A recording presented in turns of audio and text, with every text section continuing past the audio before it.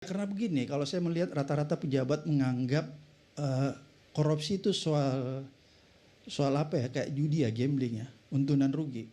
Kalau kita lakukan, ini kayak gambling aja. Kalau kita nggak ketahuan, ya kita selamat dan kita bisa menjadi kaya raya. Kalau kita ketahuan, itu namanya apa? Ini kita mau bicara tentang kompetensi di bagian gimana caranya kompetensinya bisa kita jamin kalau misalnya dapur-dapur itu ada terdiri dari orang-orang DPR, ada konflik of interest, ada dari apa tuh TNI Polri dan lain sebagainya. Bagaimana kita mau berbicara tentang kompetensi? Kemudian kepala BG-nya seorang profesor ahli serangga, bagaimana kita mau berbicara tentang Ya, kompetensi? itu tadi saya bilang bahwa sebagainya. tingginya pendidikan tidak sebanding dengan integritas begitu Iya, ya. karena Nah, ini menilai integritas seseorang dari apa lagi Pak Samad makanya jadinya? saya bilang tadi kalau kita nilai integritas kelembagaannya memang sudah ada indikator-indikator yang tidak terpenuhi, misalnya kompetensi, akuntabilitas, transparan. Belum lagi kalau kita bicara tentang integritas individu-individunya. Wah, itu lebih ketat lagi sebenarnya indikator-indikatornya. Oke. Kira-kira Nah, seperti itu.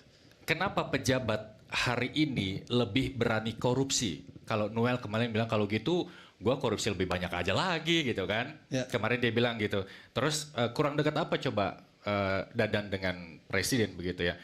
Nah, kalau soal jaminan, nggak ada lagi jaminan integritas para pejabat sekarang saat ini dong, berarti menurut Anda?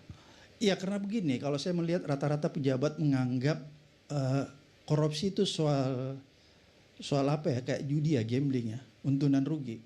Kalau kita lakukan, ini kayak gambling aja. Kalau kita nggak ketahuan, ya kita selamat dan kita bisa menjadi kaya raya.